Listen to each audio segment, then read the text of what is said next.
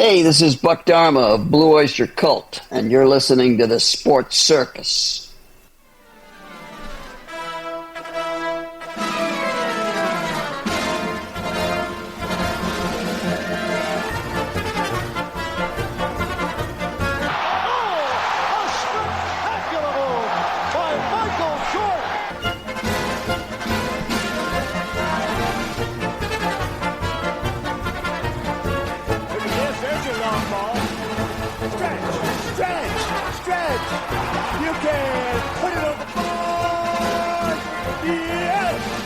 Welcome to the Sports Circus. I'm your ringmaster, Sal, live from Las Vegas in the MTV studio, AAMP Television.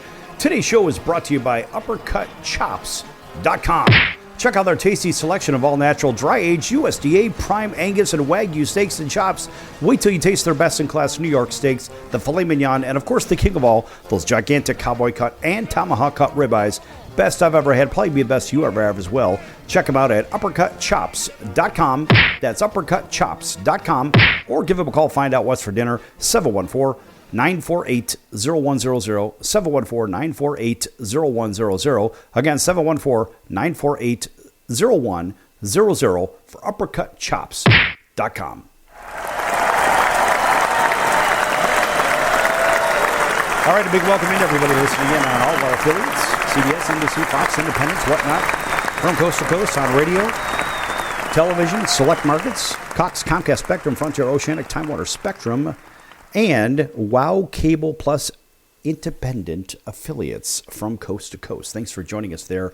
Also on Hotel TV, where applicable, when applicable, in about 500,000 rooms, as well as everybody on those streaming platforms. Pick your favorite one, and Chicago Food Favorites on Facebook. All right, now that we've got all that out of the way, we like to go to sporting events. That's why we listen to sports. We watch sports. We watch it on TV. Sometimes we like to have it live. And me personally, I like to be at the games. And there are a lot of issues as a season ticket holder versus a regular game goer. And I've been a season ticket holder 2 times in my world, and both for hockey teams.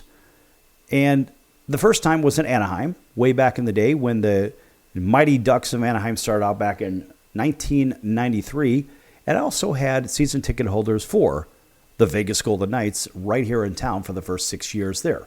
The one thing that I never had to pay is something called a personal seat license. Now, folks, I don't know if you know anything about these, but if not, you're going to be enlightened on something that, well, it sort of makes you scratch your head a little bit. There's a business side of it, but there's also a personal side to it. And there's a financial side, by the way, that corresponds with both. Now, a personal seat license, according to Wikipedia, is, or a PSL, of course, let's keep it nice and simple, it's a paid license that entitles the holder to the right to buy season tickets for a certain seat in a stadium. And this holder of the PSL, that is, personal seat license, can sell the seat license to somebody else if they no longer wish to purchase the season tickets. So they could say, I've had these season tickets for maybe 5 years. Maybe I want to sell it to somebody else or something like that. Now, however, if the seat license holder chooses not to sell the seat licenses and does not renew the season ticket holders, the holder forfeits the license back to the team. So it's almost like you get stuck with this extra fee that you have to essentially pay them if you don't want to keep these tickets. Then you end up losing the license. So you basically forfeit it back to the venue. Then they turn right around and sell it to somebody else. Now, as each PSL corresponds to specific seats, the venue operator can charge different prices for each individual seat. Let's repeat that. The venue operator can charge different prices for the seats. Now, from the fans' perspective, having a specific seat removed, the necessity of searching for an open seat in a filled stadium, I get that. Newly built these stadiums, pick your favorite, I don't know, whether football, baseball, basketball, hockey, whatever it is. These newly built venues at this point, we'll just call them, because yes, they are stadiums, but they're multi-use venues. they often offer these PSLs to help pay the debt incurred during construction of the venue. Now, opponents of the PSLs see this as another way to increase the price that fans must afford to attend the venue. And of course, you think about seat licenses have been given various names. It's just another euphemism, I suppose. In North America, they're primarily called personal seat licenses or permanent seat licenses, while in Europe, they're usually called debentures. That's another discussion for another time. We don't really have a lot of time for that.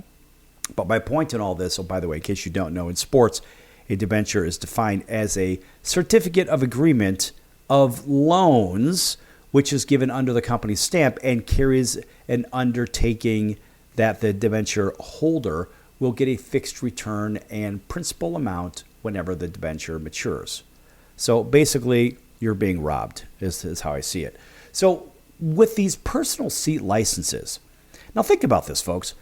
It's already expensive to go to a game. And let's just say there's a new stadium. All right, so let's go up to, or right here in Las Vegas, in fact, they're building a new stadium for the Oakland A's, which are the Sacramento A's, to be the Las Vegas A's. So the Athletics, we'll call them, they have this new stadium under construction in Las Vegas. It's one of those 3-year situations to build out this just about $2 billion stadium. And so what they're saying, basically the ownership is saying, you know what, we're bringing a team to Las Vegas. We want you to buy season tickets. But at the same time, we want you to pay a premium to get into the stadium. We want you to pay a premium as a season ticket holder. So for the right to buy season tickets, mind you, you're basically buying that right and maintaining the right, but then you could lose the right. Now you could transfer it to somebody else, but there's always a fee. So basically the stadium says, hey, we're going to sell this personal seat license and we're going to make money. We're going to raise money to help pay for the stadium with it, which, you know, it makes some kind of reasonable, good business sense. I get all that. But the loser in this whole thing are the fans.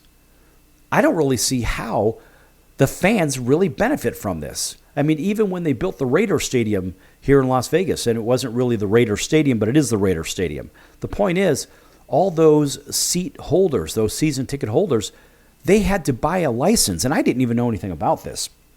To me, the whole thing, when I heard about it, I'm like, well, so you got to pay for the right to pay for season tickets. That's kind of how I'm seeing this, and that's how I'm hearing it. Show me the money! So you're paying twice, but the problem is, who can afford it? So let's go to just the football stadium alone. Now, in the football stadium, and it's a horrific team. The Raiders should have never moved here. It should have been the Chargers that moved here.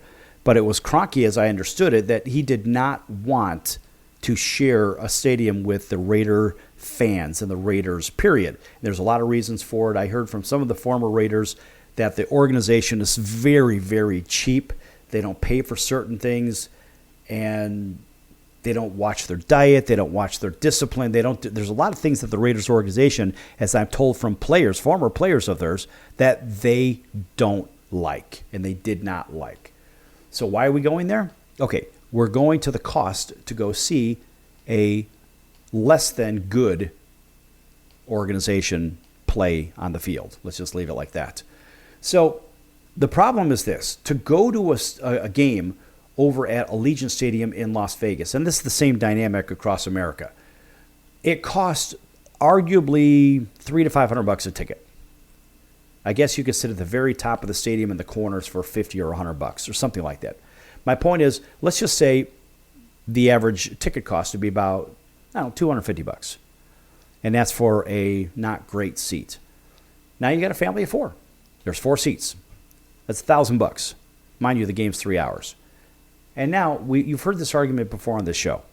And then what do you end up with? Oh, that's right. You got to park your car when you get there. And you can't necessarily walk to the stadium unless you don't mind walking a couple, 3 miles. Because now you have to pay to park everywhere in Las Vegas. Just like around all these other stadiums, they get you $450, $100, even up to $200 to do what? To park your vehicle. So now that $1,000 seat for 4 turns into $1,200. All right, you get in. Well, you're thirsty. You had to walk a long distance, or you had to eat something because maybe you had to hurry to get there. So let's just say everybody's going to eat. It's going to be $100 a person for food. Now you're up to $1,600. Why $100? Because hot dogs and drinks and everything else, it's very expensive. Each person is probably right around $100 to eat at a stadium. So now we're talking about what? $1,600, right? And then we go to souvenirs. Maybe there's a souvenir. Maybe there's a foam finger. Maybe there's an autographed, an autographed item or something like that. And so there are those particular items as well. So now you're talking in the hundreds and hundreds, maybe even thousands of dollars for those. But let's say you go with something simple like a ball cap, which is $50, and that's maybe 2 kids out of 4. Maybe, I don't know, maybe just the 2 kids each want a ball cap. One gets one, the other one's got to get one. That's another $100. And then you got shirts and all this other crap. So you figure there's going to be another $100 a person spent on memorabilia and souvenirs. So now you're up to $2,000. So if you bought the tickets, you might be able to buy them resale cheaper just to actually buy the tickets because people don't want to go to those games in the first place. And you might be able to split the price, get them for $100, $150, something like that. The point is $1,000. What if you're a season ticket holder? Oh, by the way, you had to do what? You had to buy a license. I want to get into this license thing a little bit more. But you actually had to buy a license as a season ticket holder just for the right to purchase the season tickets. This is where the water gets really muddy. In fact, when we come back from break, I'm going to talk about the origin of these seat licenses and, how ridiculous they are and where they were developed. You'll understand it in just a few minutes when we come back here on the Sports Circus. Don't go anywhere.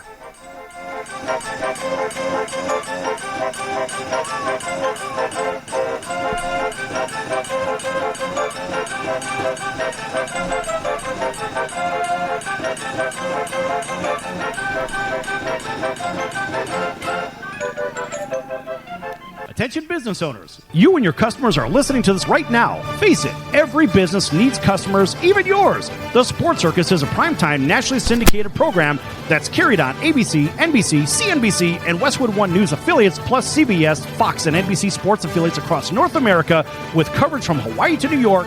Also, the Sports Circus is available to the 180 million subscribers on iHeartRadio, and the Sports Circus gets about 4 million website visitors per month, which could click through your website and bring sales. The Sports Circus provides great content featuring celebrity guests from sports and entertainment to our audience every weekday, which your company could greatly benefit from by increasing your visibility, foot traffic, eyeballs to your website, and calls from potential customers.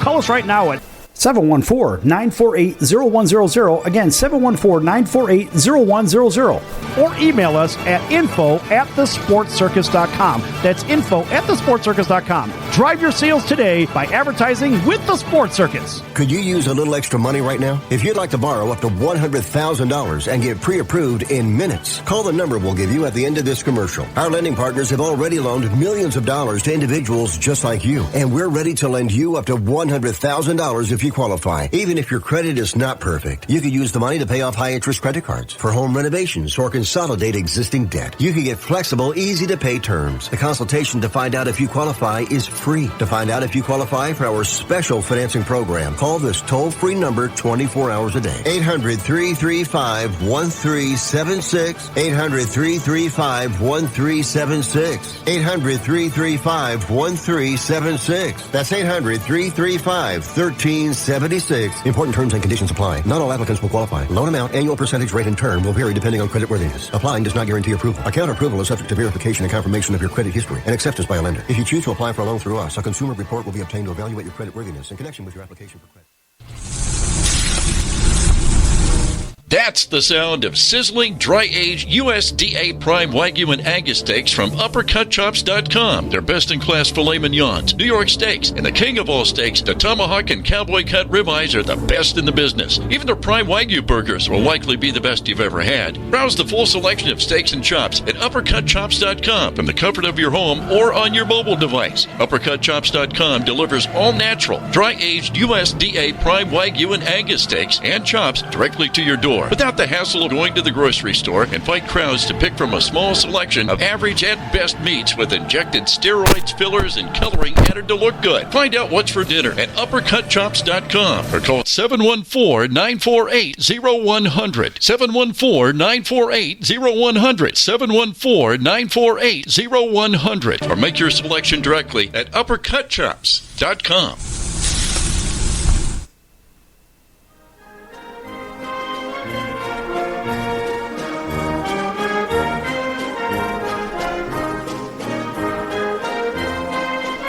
Welcome back to the Sports Circus. I'm Roy Firestone. Now it's time to throw it back to Sal.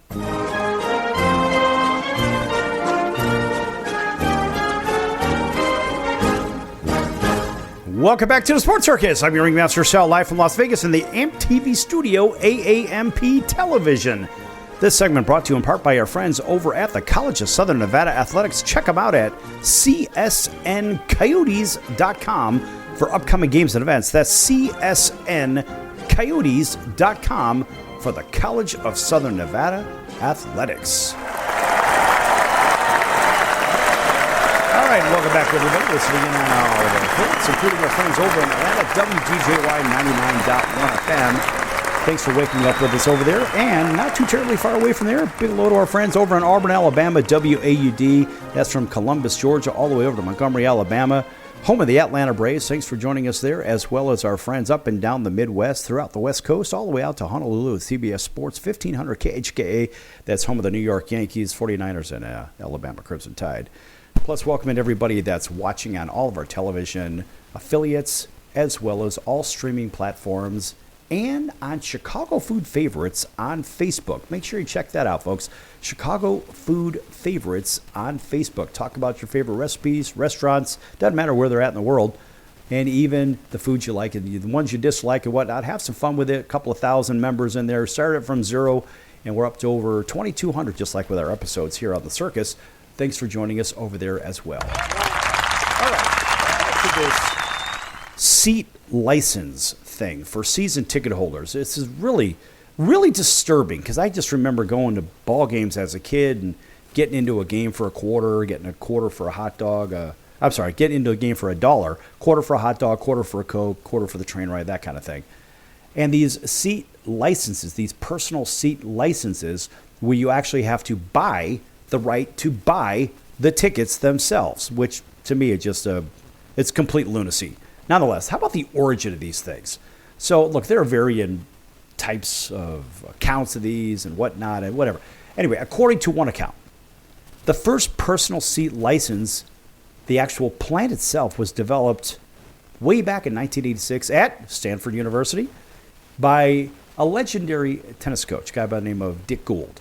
Anyway, he was looking for new tennis stadiums, basically looking for a new one and saying, I'm going to come up with some kind of idea of selling the rights to seats, some kind of a licensing plan under which the buyer's name is engraved in the seats, and the purchaser owns the right to have first choice for tickets. Now, that's not the worst thing in the world, because now people always like to have things personalized. I guess in that particular way, it may make a little sense. Maybe it won't. I don't know. Anyway, according to a second account, the permanent seat license was invented by a Columbus, Ohio architect, a guy by the name of Rick Ohanian, back in 1987. So essentially, a little bit less than, or maybe about a year after Dick Gould, the tennis coach. Anyway, Ohanian described his plan as, ticket bond is the answer to financing proposed facility. So instead of getting government bonds for this, that, and the other, issuing municipal bonds or whatnot, let's just go ahead and essentially have the ticket would-be buyers, the season ticket buyers, fund the deal in the first place. Now, according to a third account, the permanent seat license was invented by Charlotte sports marketing agent Max Mulliman in 1993. So now we're talking 6 years after the guy from Ohio and 7 years from the guy from Stanford. So far, we're going to put Dick Gould as the guy because that seems to be the right thing. But nonetheless, this particular individual from a Charlotte sports marketing agency, he says, the The idea began as charter seat rights. And it's an idea that he suggested to the Charlotte Hornets and their ownership as a way to reward those who bought season tickets and help this guy get his team in the 1980s. And Hornets season ticket holders received these rights for free. That's right, for free. But people sold them like a commodity. So this gave Mulliman the idea to use a similar concept which fans would pay for to finance the stadium. Now, way back in 1969, the Dallas Cowboys used stadium bonds to finance the structure of Texas Stadium in Irvine. All right, so that one in Irving was the one where it had the open roof. A lot of people seem to remember that from the old Cowboys days. And the purchase of the bond entitled the bondholder to purchase season tickets for the Cowboys. Now, other cite similar programs that were in existence among many of the college fundraising activities, the questionable college fundraising, that is. However, the early programs were tax-deductible donations to a scholarship fund, in which, in this case, they were basically this for that, quid pro quo, was, I don't know, between the donation and the resultant deduction, not between the donation and the actual seating rights. So there's a lot of ways to look at this.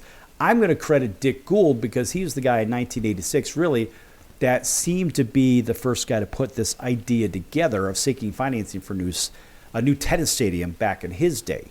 So we're going to go ahead and give him the credit for it because it seems like, well, maybe he deserves it. I don't know if we should be applauding him or if we should be bullying him. I don't know. When I think about the notion of what it stands for, it really drives me crazy. And listen, it's not just in football. So I spent some time talking about the Raiders because I'm here in Las Vegas. Of course, the Athletics are going to have the same situation. But listen, it's not just isolated to those teams in Major League Baseball. The Arizona Diamondbacks have their legacy club seat licenses. The Minnesota Twins have the Legends Club membership, and that's at Target Field only, of course. The Padres have their Founders Club membership. The San Francisco Giants have the CSL Charter Seat License. And even the St. Louis Cardinals have the Ballpark Founders Club seat licenses. So, listen, if you think it's just the big four, not so fast. I'll get into the other sports in a minute. I just want to mention, even in automotive racing, that's right. We have these personal seat licenses. These are a big deal. How about in auto racing? Auto Club Speedway. How about the defunct 2-mile D-shaped oval super speedway in unincorporated San Bernardino County, California, over near Fontana? So they had it over there, and as a matter of fact, it hosted basically the NASCAR stuff from '97 to 2023. Yes, they had it. How about the Circuit of the Americas? That's right. That is an F1 spec track. Austin, Texas. We'll go figure. It's a very blue city over there. Anyway, the facility is, of course, home to Formula One racing, all that fun stuff. But yeah, they've done it over there. How about at the Kentucky Speedway in Middle America? It's an inactive 1.5-mile tri-oval intermediate speedway in Sparta, Kentucky. And it's hosted NASCAR events and IndyCar races and whatnot. Well, guess what? They're not the only one. Even the Texas Motor Speedway. That's another 1.5-mile track, quad oval, intermediate speedway. That's over where? In Fort Worth, Texas, right? The greater Dallas area. Hosted various events, NASCAR, IndyCar, etc., and so forth. So listen, it's not just baseball. It's auto racing, even in basketball. Go back to that Charlotte Hornets thing where we were talking about that marketing person, and it was, in fact, that Max Mulliman. He's the one that brought it over to the Charlotte Hornets, right? And so the Charlotte Hornets, they have that seat license situation. Even the Golden State Warriors, they have that ongoing thing. Now, they put this in back in 2017 for all season ticket holders at the team's future home under Chase Center that opened in 2019. And the Warriors became the first NBA team with a broad-based personal seat license. Of course, basically runs for 30 years and can either be given back to the team or transferred to any other person at any time, although it cannot be sold for more than its face value, prorated, of course, for the number of years remaining in the license, kind of like an annuity. And so, or like on an actuarial table, I should say. So that's what that looks like. Now, at the end of the period, of course, for the Golden State Warriors Stadium and that Chase Center, the face value of the license will be returned to the original owner or heirs if they never have been transferred. So, if the license is transferred, the team must be notified of the price. If the price paid for falls short of the full price less payments already made, the team will return the difference to the original owner at the end of the license period. And the PCL operates as an interest-free loan to the team. That's right. Show me the money! So basically, they're getting free money. They could turn right around and reinvest that money and make money off of everybody else's money. Oh, sure, they're going to give you back the interest-free part. It's just the principal. But meanwhile, back at the ranch, they have collected interest, sold the paper, collected interest, sold the paper. And, I should have talked to their chief financial officer, which we had him on the show for the Golden State Warriors. That would have been one hell of an interesting dialogue. Now I think I have somewhere to go with this with somebody else in the stadium world. I'm going to purposely seek out a couple of my buddies in professional sports that run these big stadiums, and I have just the guy in mind, possibly with the Cleveland Cavaliers. I think I'm going to see if I can reach out to Len Komorowski and see if he could talk to me about it, or even Scott O'Neal. Scott has a great track record with the New Jersey Devils, the 76ers, and so forth and so on. But nonetheless, the Toronto Sauruses are using it as well. Yeah, the Toronto Raptors, they say they use only for the best seats at Scotiabank Arena, and also provides rights for Maple Leafs tickets. Now also, even the Utah Jazz, instituted way back in 1987 by then owner Larry Miller, only for courtside seats at the Salt Palace way back in the day, with the upfront money used for team expenses. So it's not really used at the team's current home, of course, at the Vivint Smart Home Arena. But this has been going on for quite a while, folks. And I tell you what, this is really interesting. I'm getting a lot of messages while we're going through this content right now. And we're going to go ahead and continue on with this, maybe talk a little football with this in just a few moments, outside of the Raiders, of course. Don't go anywhere.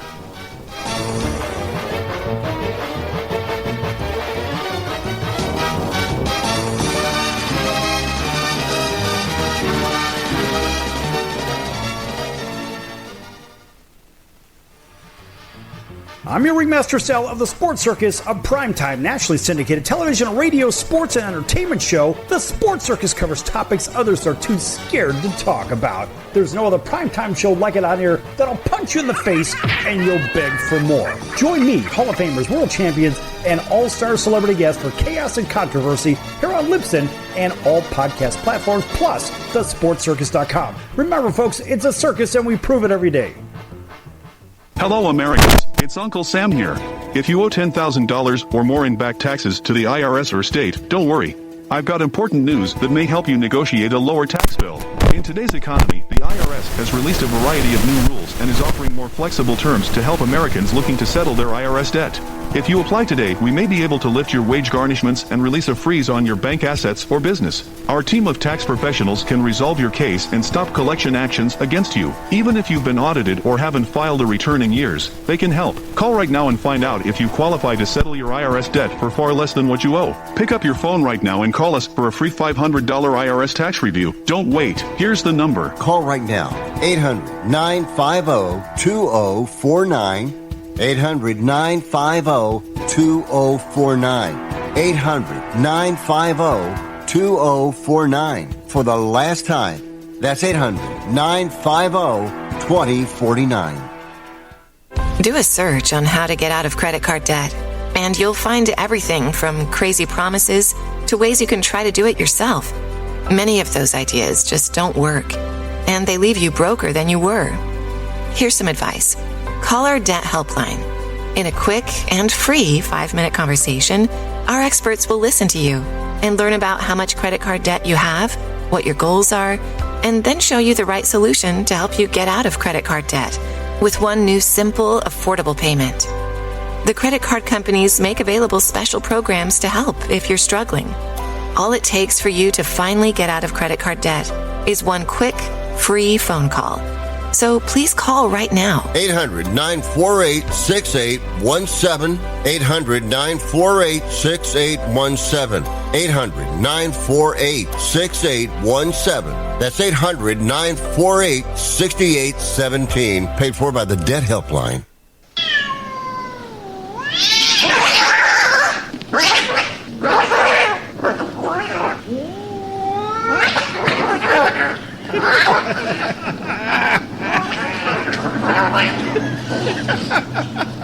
That's ridiculous.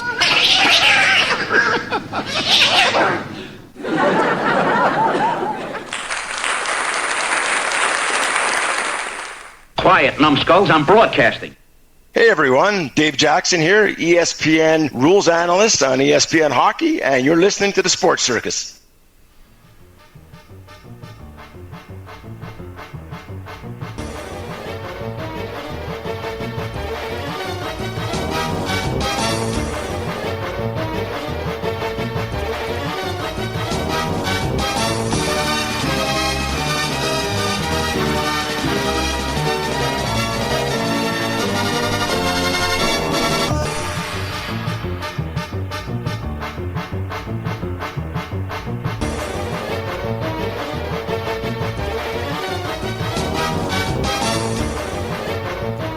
Welcome back to the Sports Circus. I'm your ringmaster Sal, live from Las Vegas in the AMP-TV studio, AAMP Television. Folks, make sure you check out thesportscircus.com for our upcoming guests, our prior guests, recorded shows, which can be found on Apple, Amazon, Audible, Spotify, Pandora, YouTube, Stitcher, Deezer, iHeartRadio, etc. and so forth. We're everywhere, folks. You can't get away from us. Also, make sure you check out the store tab that's across the top of thesportscircus.com. A shameless plug for the circus for what? All of our wonderful hats, t-shirts, hoodies, jackets, sweatpants, pillows, mouse pads, travel mugs, etc. and so forth. Everything all made in these United States of America. And of course, all proudly distributed by the Sports Circus. Make sure you check that out. All right. Again, welcome back to everybody. And we've been spending some time talking about these personal seat licenses. And listen, folks, this is kind of a big deal. It's a big deal in the way when you come to Las Vegas nowadays. I mean, look, Vegas is not as affordable as it used to be. It's actually quite expensive now. And so wherever you're at in this country or beyond, maybe you're over in Europe listening to us on a few of our stations over there, or maybe you could be in Asia. Hell, you could even be in Alaska, which seemingly is a country away, but it's not. But the reality is this. When you come here to Vegas, it used to be really cheap. Buffets were cheap, a couple of bucks for a buffet here and there. Even up to 10 years ago, it was $10. 5 years ago, it was $10. Well, nowadays, you can't do that anymore. And now you have all kinds of fees. There's fees to park for local people, which is crazy to imagine. And I'm going to blame, in my opinion, I should say, I'm not going to blame anybody, but I'm going to say, in my opinion, because that's my right to say my opinion, it is the MGM Resorts International that essentially drove the cost up for people in this city inside the casinos. Why do I say that? Because it's my opinion that they were not only the first ones to charge for parking, but then you've got these really absorbent resort fees. What is a resort fee? Well, just from my recollection, you have to pay an extra fee for extra amenities that you should get in the first place. So, for example, some hotels will charge a resort fee of $49 a night, which includes, in some cases, parking, maybe internet connection to their Wi-Fi, which shouldn't cost anything in the first place. And essentially, that's it. And so maybe the pool, so you can get a pass to go into the pool, but that should be a part of the deal anyway. So, in my opinion, these hotels are charging $30, $40, $50 of these resort fees per night. And what is the value received? Let's just say you come to town and you don't drive. I have a friend that doesn't drive, and when he comes here to Las Vegas, for example, why would he need to park a car when he doesn't even have a driver's license and pay a resort fee? Well, you get the privilege of parking your car here. Oh, by the way, the parking is maybe an extra $20 a night, by the way, instead of $40 a night or something like that. And then what if you don't use, believe it or not, there are people that don't use cell phones and whatnot. What if you don't use the Wi-Fi? Yet you're still paid, or you're paying what, $20 a day essentially through a resort fee, and you're paying all these extra fees left, right, and center. Why? Because these properties or these casinos, in this particular case, they don't want to absorb the cost anymore. They say, well, we're leaving money on the table, plus we have high-paid employees that we have to cover. Okay, why does this even matter? Well, first of all, the tourism is down here in Las Vegas. I think largely it's due to sports betting, because now you can sports bet everywhere, because all those, I guess, fantasy baseball organizations, they have their own sports betting divisions and all this other crap. So now you can do it all over the country. But the reality is you're not getting the incremental increase as a customer. What is the significance? Why would you pay an extra for 1 week? So you got 7 nights. Why would you pay an extra $30, $40, $50 a night for a room when the room actually costs that much in the first place? And then they make you pay $150, $200, $400 a night for the room. Well, why does this matter? Okay, in the same way we think about the alleged value received from these alleged resort fees helping the customer, which in my opinion they don't. Well, in the same way, these personal seat licenses, it's another way to bilk the audience out of what? Show me the money! That's right. All it is about, in my opinion, is stealing from the clients. And look, there's a lot of issues. These personal seat licenses, they've got issues. They have real issues. Well, actually, not the licenses, but the people that distribute them for sale. So they can create a whole lot of issues for fans and for teams. For fans, let's face it, these personal seat licenses often mean a significant upfront cost, making it harder to afford tickets, and they can be burdened if a fan cannot choose or chooses not to attend games regularly because they try to estimate the revenue from it. I just had a conversation with somebody I know up in Buffalo, New York. It was about the new stadium up there, and they said one of their friends had tickets for the Bills for 36 years. 36 years. Yeah, Mike, I'm talking about your friend. We just had this conversation. 36 years, and they had regular seats, and the new stadium, yeah, it's nice and all this other stuff. But they essentially hit them with an enormous personal seat license fee, of course, per seat. And it made it so the tickets were now in the, I don't know, I guess for the license and everything, it was like $50,000 a seat or something like that, or $55,000 is what it kind of converted out to be, whatever that means. I don't know. But my point is, it makes it very costly. And so here you're going to take somebody that's a season ticket holder for 36 years and say, oh, now you have to pay a fee because this is our fee structure for the new stadium because we pay all these would-be athletes hundreds of millions of dollars a year. Yes, they make TV contract money, but imagine the monies. The monies are ridiculous. It's ridiculous. Nonetheless, there's a lot of issues with these personal seat licenses that a lot of people don't hear about. I mean, look, they can be seen as a way for teams to increase revenue without necessarily increasing ticket prices. True or false? I think wrong, because all they're doing is just relabeling it. It's just a euphemism, right? So it's another way of saying something and meaning the same thing. Okay, we're going to raise your prices, and we're just going to do it through this handy-dandy license and make it so, well, you're not paying any more for the seats. You just have to pay this instead. It's all the same thing. I mean, look, end of day, it's sticker shock for the fans.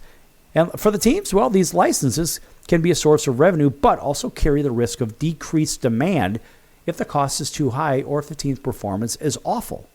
And luckily for the Buffalo Bills, they have a good team right now. So they'll keep chasing. They'll keep spending money to get the best players. So they do what? Sell more personal seat licenses, more seats, more food, more drink, more parking, more stuff. And hopefully they'll get supplemented by the TV contracts because their teams are good. What about the bad teams? That's another issue. But back to these costs. Look, for the fans, really high upfront cost. They can be a substantial, I wouldn't even call it an investment. But what about those fans that may not have the financial resources to purchase, but they do support the teams? That really stinks. How about the forfeiture of the investment itself? If a fan chooses not to renew their season tickets, they may lose the right to purchase tickets for the seats associated with that license, basically forfeiting their alleged investment that doesn't pay anything anyway. And what about the lack of flexibility? So those holders of those licenses may be obligated to purchase season tickets each year to retain that personal seat license, which can be a financial burden again. And what if they can't go to the games regularly? Why would they do it? Now you've lost a business for the team. What about potential for increased ticket prices? I mean, look, some people are arguing that it's basically a way for the teams to indirectly increase the ticket prices by charging fans for the right to purchase the tickets. There's all kinds of issues on that. How about the team side of it? Look, there's the risk of unsold licenses. Well, is that really a risk? I don't know. That's just slush fund money as I see it. How about the potential for decreased demand for season tickets? Yes, because it's too cost prohibitive. The relationship with the fans can get really messy too, because basically the ownership is looking at the fans as what? A cash register, right? And then the idea, what about, if the team relocates? How about the value of the personal seat license? How is it affected if a team relocates? Like we just saw, for example, with the Raiders coming to Las Vegas, or the Chargers moving from San Diego to Los Angeles and so forth. I mean, look, the team moving, that is a very real possibility. It happens a lot more regularly than one would imagine. So what if they relocate and the value of the seat license in the new location may be reduced or lost entirely? That's a whole nother discussion we don't even have time for. And then, of course, we have what? We have the legal disputes. How about the personal seat license lawsuit in 2019? And it was a U.S. district judge ordered Stan Kroenke, the Rams owner, to issue a partial refund to personal seat license holders of the former St. Louis Rams. Talked about relocation under the terms of the settlement reached in 2019. In fact, the LA Rams moved from LA to St. Louis, as you may remember, back in 1995, and issued personal seat licenses. So dispute over the condition of the leased venue and disputes between the Rams ownership and the city of St. Louis leadership itself ultimately led to the Rams returning back to Los Angeles, and fans who had purchased a personal seat license still had 9 years left on their original contract, and they filed a case in 2016. They filed it and they won. And remember, if you don't know, the Rams originally started out where? They started in Cleveland. So yes, teams do move around. Back here in a few minutes on The Circus, folks. Lots more to come.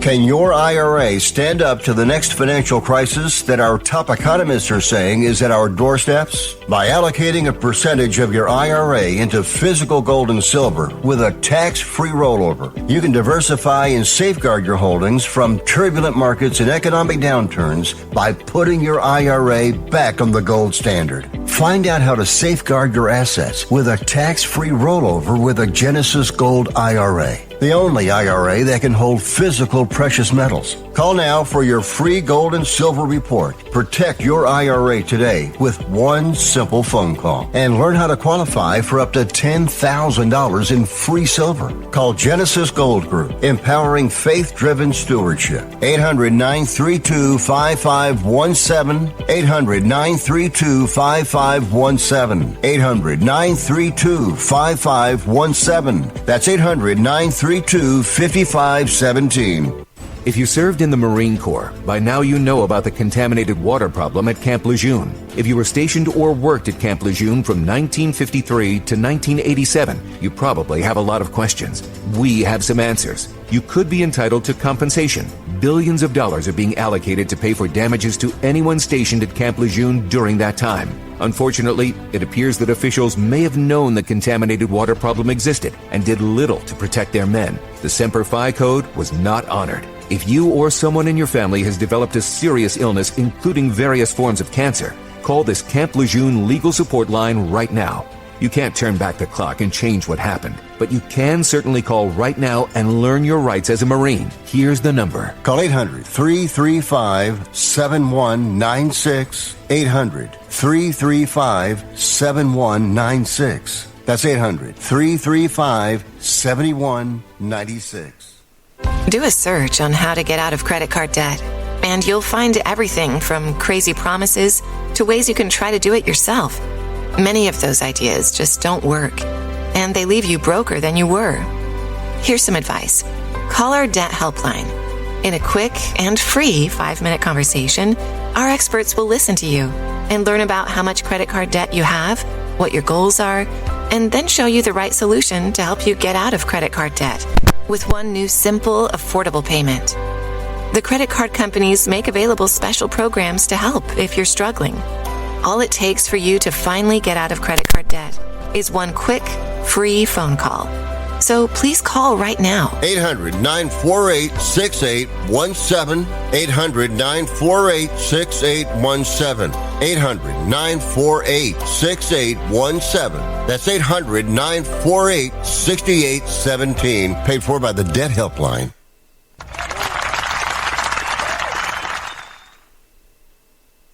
Hey everybody, this is Brian Urlacher. Welcome back to the Sports Circus.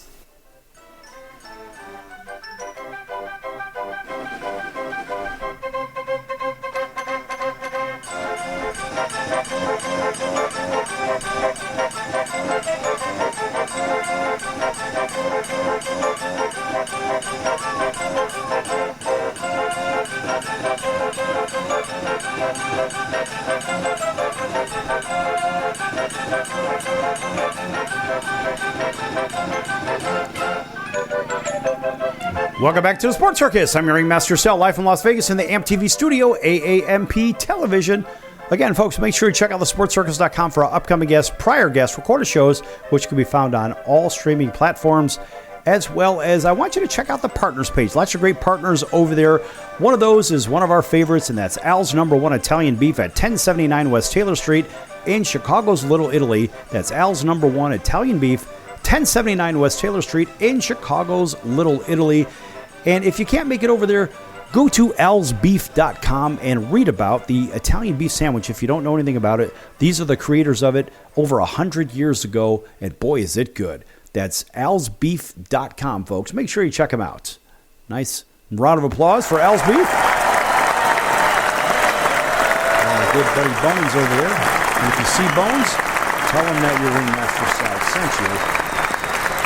Maybe he'll give you a pat on the head or some kind of a free promo or something. I have no idea. But anyway, the food's phenomenal. All right, welcome back to everybody. You know you are, TV and radio.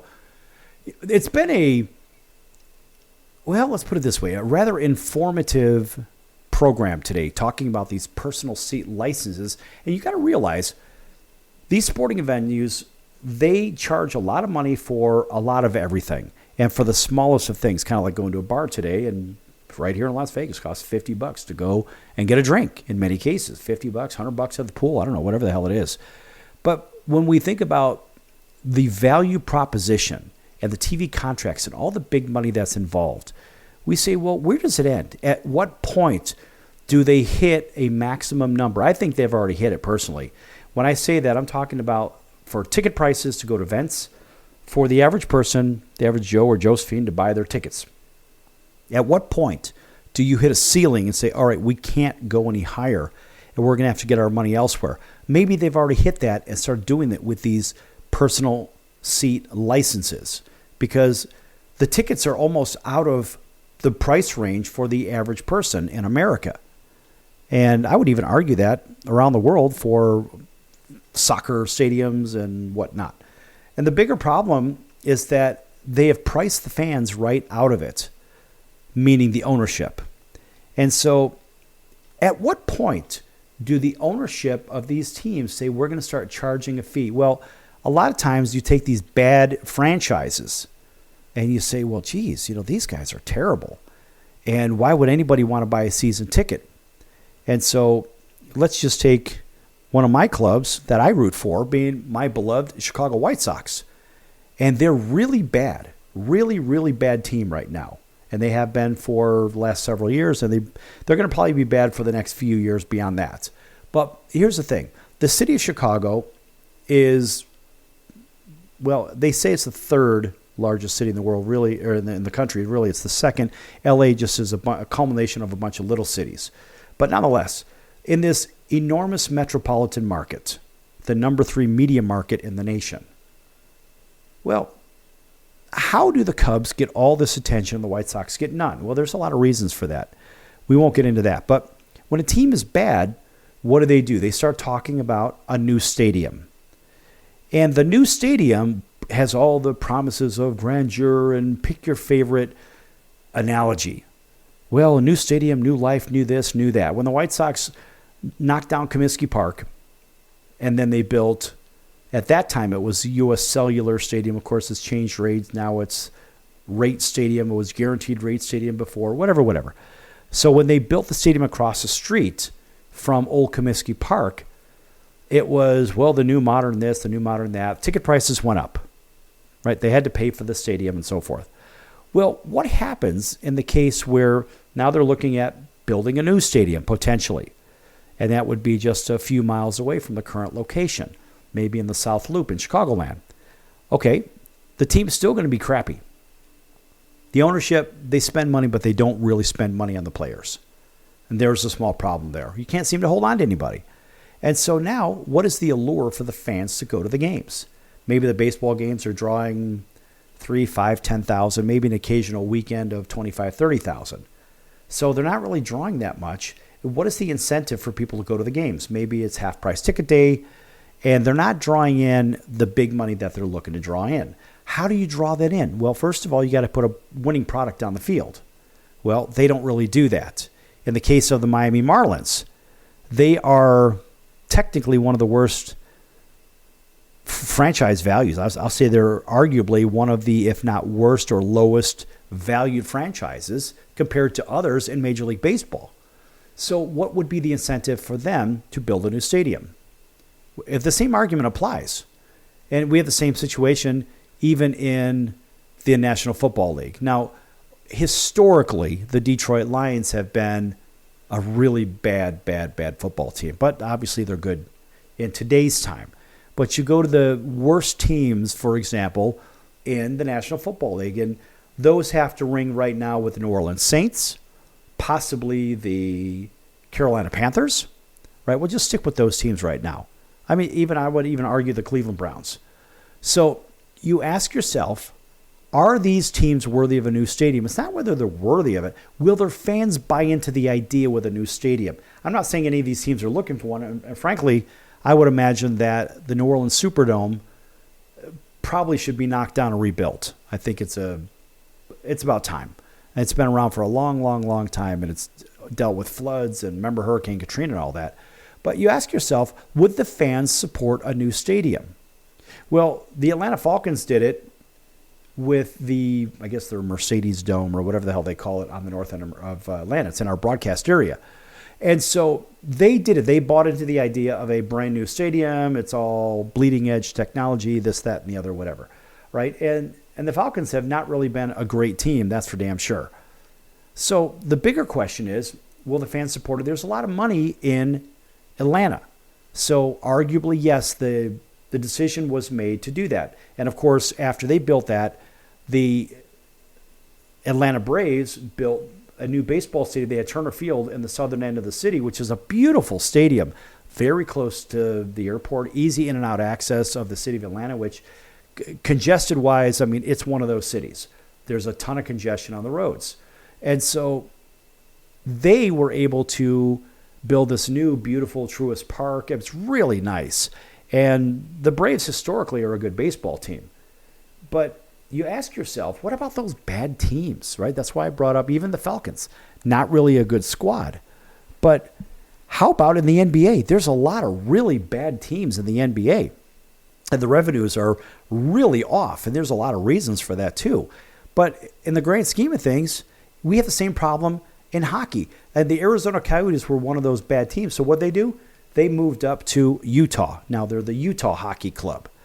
And so in major sports, NFL teams generally have the highest revenues, with some franchises achieving operating income well above $150 million.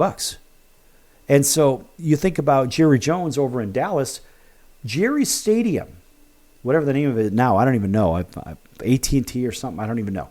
But Jerry makes, as I read this recently, Jerry makes $500 million a year just off the stadium alone.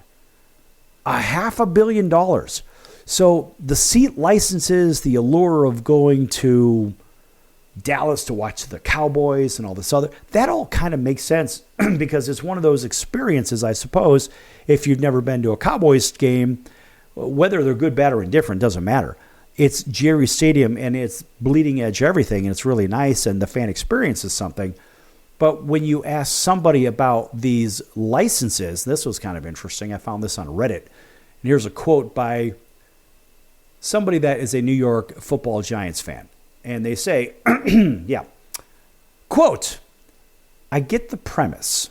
This is about, first, someone please explain how a PSL is legal. And they say, quote, I get the premise, and as stated by buying the license gives you the right to buy the seat in the stadium for life, or the life of that license, I should say. If I were to decide not to get tickets 1 year, the license disappears. I know it could be sold on some sites, essentially getting bent over backwards with fees. If you only keep the license, if you buy the seats every year, it is in fact not a license to have a first shot at tickets for that seat for life. It's just a surcharge you pay over the first, for example, 5 years you had the license. Also, if I don't renew and they just take the license back, then they'll resell it to the next person just like me. Also, from the team's perspective, if you always renew and never give up your seats, it's a one-time fee, I know broken up over 5 years. Wouldn't it just make sense to raise ticket prices themselves and not have the license? Close quote. That's a very good point by somebody named Chris Clem77 on Reddit. And the answers, well, of course, one person says for the most boring stadium that we share, da-da-da-da. Another one says I went to the Cowboy Stadium this year and it blows MetLife out of the water. But then somebody, and the same guy who posted said is exactly, that makes it seem even less legal. It gives you the license to have the first shot at tickets in a stadium, but not for the other football team. For example, New York Giants, New York Jets, playing the same. In those instances, someone else paid for the same seat as you, and they got the first shot. It's a very good point, because in those stadiums, and we have the Rams and we have the Chargers, it is the same exact dynamic. So you ask yourself, is it legal or is it not?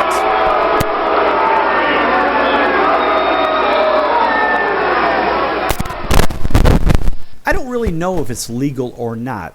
I guess it goes back to the stadium, but remember, in LA, for example, you have Kroenke that owns the stadium, and the Chargers are basically leasing space from Kroenke. Well, in MetLife, this Chris Clem77 is saying the same thing between the Jets and the Giants. So they don't get seats for the whole stadium. No, they only get it for that particular team. And to me, legally speaking, I understand it. In my opinion, I don't believe it is legal. Well, I believe it's legal. You can argue for or against it. I have a law degree too, but guess what? I don't practice law. I don't say I'm a lawyer because I'm not. I didn't do any of that stuff. But I have a good legal basis. The whole thing sounds very shady to me, and it sounds like the owners of these stadiums or in these teams are the ones that are making all the money. And you say, well, the players are making millions. You're right. They're getting, in my opinion, they're way overpaid, and they're underplayed as well. They should be playing come hell or high water. Oh, you got to hang now? You can't play? No. Get your ass out there and play. But in the whole thing, watch the games on TV, folks. It's a hell of a lot cheaper. Go somewhere for free to watch them. And just do it that way. The only way you can fight back is by not paying their fees. And really, that's about it. That's going to do it for the circus today. I'm your Ringmaster Sal. Hopefully you enjoyed the show. And we'll see you in 23 hours right back here on your favorite station. Until then, so long, everyone.